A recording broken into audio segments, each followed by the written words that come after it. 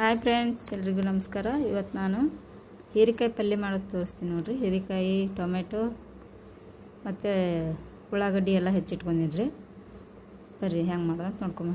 ಒಂದು ಬಾಣಲೆ ಒಳಗೆ ಎಣ್ಣೆ, ಜೀರಿಗೆ, ಸಾಸಿವೆ ಹಾಕ್ಬೇಕು ರೀ. ಹಾಕಿ ಉಳ್ಳಾಗಡ್ಡಿ, ಟಮಾಟಿ ಹಾಕಿ 5 ನಿಮಿಷ ಬಾಡಿಸ್ಬೇಕು ನೋಡಿರಿ.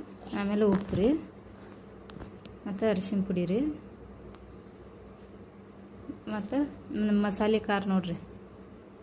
ಮಸಾಲೆ ಖಾರ ಹಾಕಿ ಮತ್ತೊಂದು ಕೊತ್ತಂಬರಿ ಹಾಕಿನಿ ರೀ.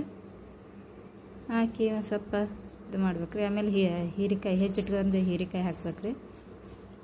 ನೋಡಿರಿ ಇಲ್ಲಿ ಹಿಂಗಾಗೈತೆ ರೀ.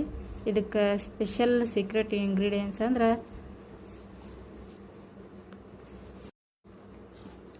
5 ನಿಮಿಷ ಮುಚ್ಚಿ ಬಿಡ್ಬೇಕು ರೀ ಅದನ್ನು.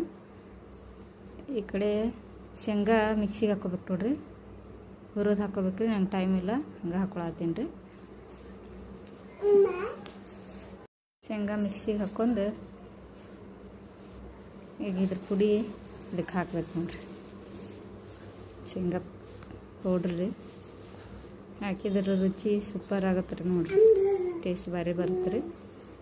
ಅದು ಹಾಕಿ ಸ್ವಲ್ಪ ನೀರು ಹಾಕಿ ಒಂದು 5 ನಿಮಿಷ ಮತ್ತು ಕುದಿಯಾಕೆ ಬಿಡ್ಬೇಕು ನೋಡಿರಿ.